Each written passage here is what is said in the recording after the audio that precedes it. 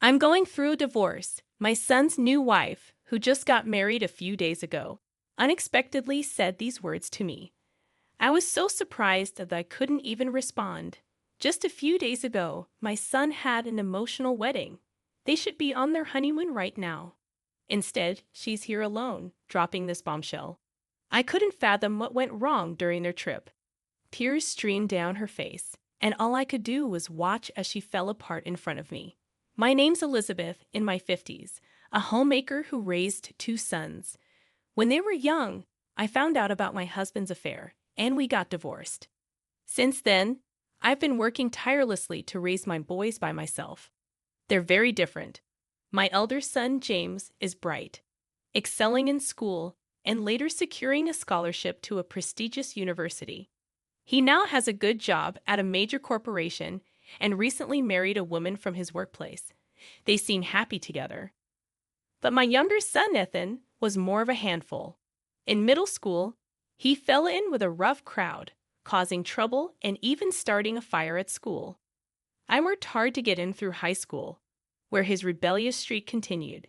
He graduated, but finding stability was a challenge. He bounced between jobs, never staying long. And he had a string of girlfriends, bringing them home often. I worried about him causing trouble or hurting others.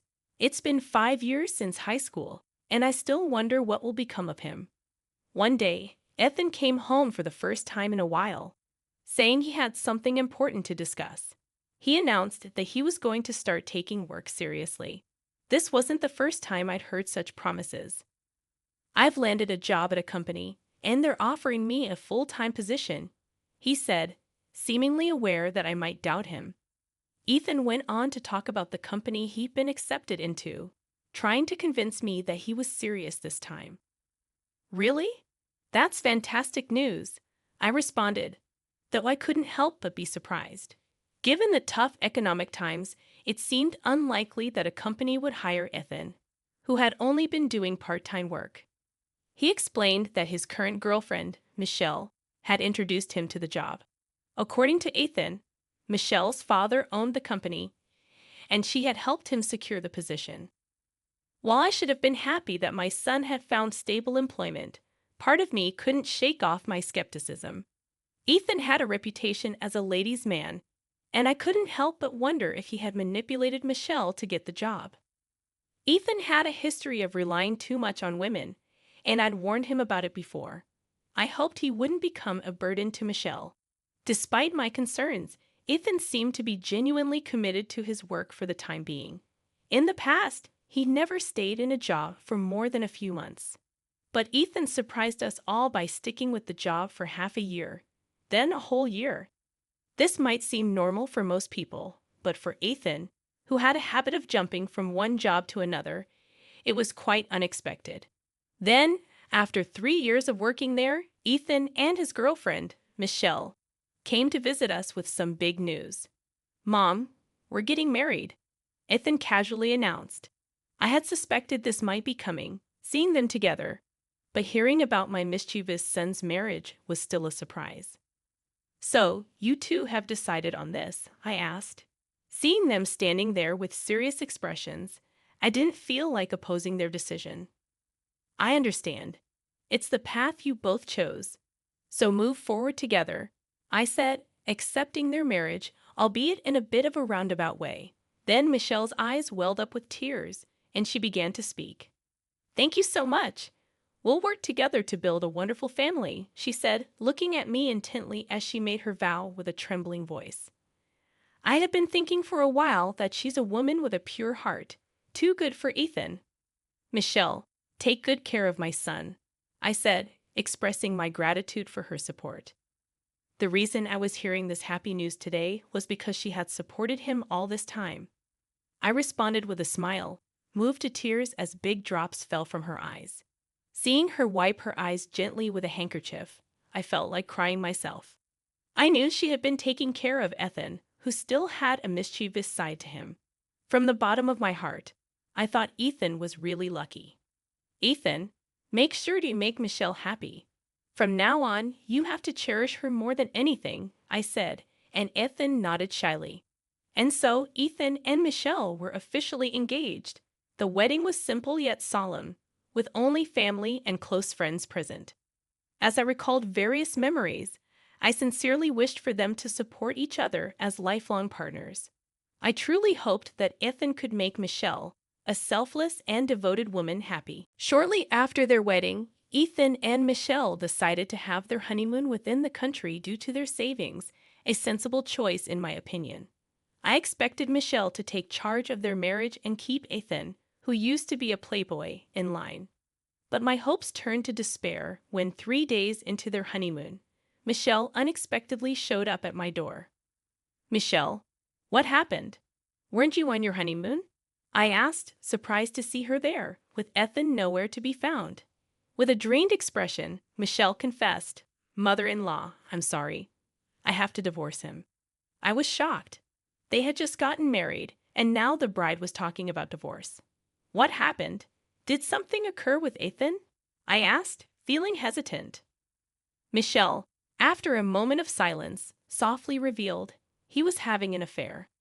I was speechless. This shouldn't be happening.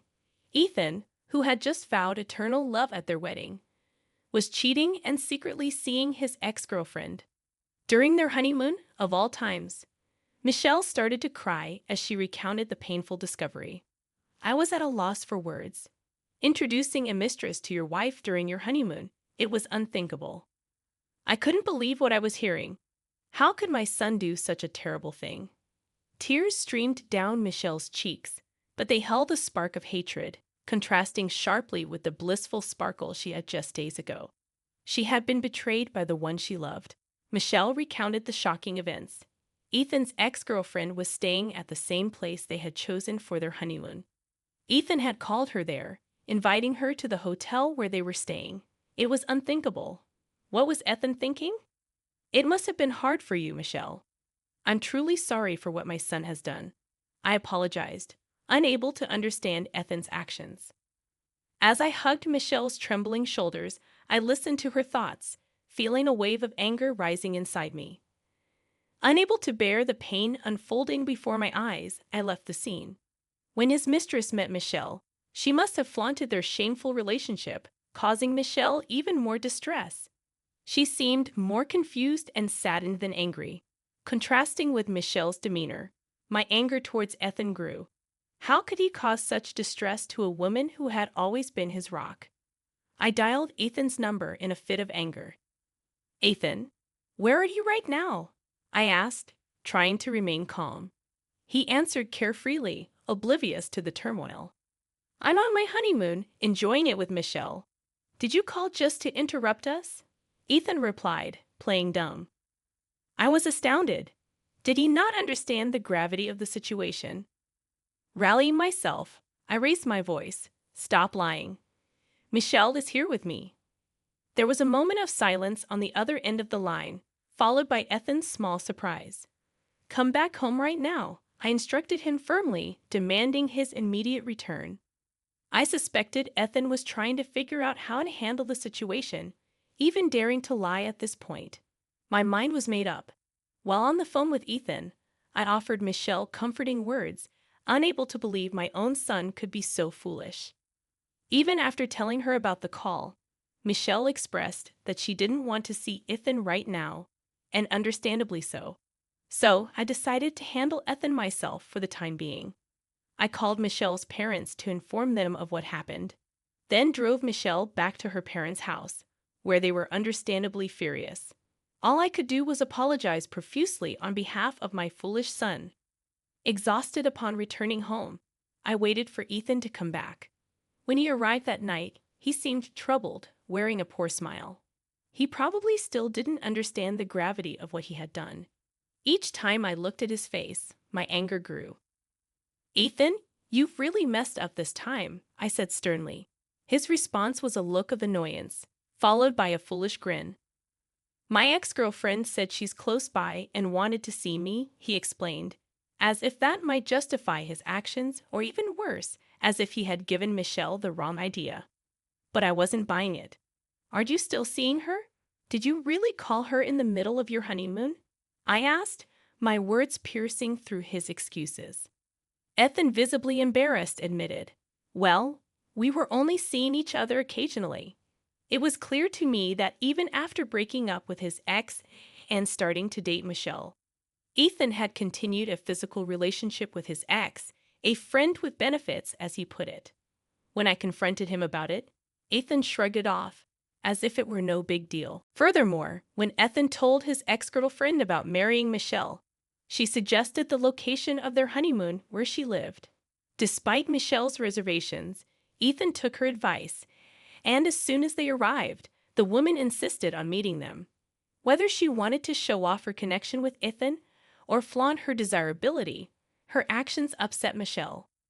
After hearing the whole story, I finally spoke to Ethan. "I'm cutting our ties. You clean up your own mess. I'm not getting involved." It was a decision I had made when he lied to me. I had done more than enough to clean up after him. But he was a grown man now, and I had neither the inclination nor the patience to cover for him anymore. Ethan pleaded with me not to cut ties, but I stood firm. For a son who disregards his devoted wife and betrays people, the least I can do is this. You've betrayed someone you should have cherished. I told you countless times to make Michelle happy. I believed you had finally outgrown your bad habits, but I was mistaken. This is the only option left for me. He suddenly started crying and clinging to me, but I remained resolute. Things with Michelle probably won't just end with a divorce. You might lose your job too. Live alone for the rest of your life so no one else gets hurt. That's the only way you can atone. Soon after, Michelle blindsided Ethan with a divorce request. Evidence of their adulterous meetings from both their phones surfaced, and Ethan, faced with alimony demands, had no choice but to agree to the divorce. He was then laid off from the company owned by Michelle's father, likely in retaliation. Refusing to have anything to do with him, I pushed him away. But considering his character, he might ignore the alimony payments if left alone. So, as my duty as a parent, I introduced him to a job at a company run by an old friend, where the work is grueling. I made him promise to deduct the alimony payment from his salary. Despite feeling down about the incident, my other son James supported me. He gave me wonderful news. His wife was pregnant with twins. Eventually, they safely gave birth, and I joyfully became a grandmother. They decided to move next to me, giving me the gift of a peaceful life after the turmoil caused by Ethan. Now, I spend my days peacefully with my sweet grandchildren, grateful for the support of my eldest son and the joy they bring into my life.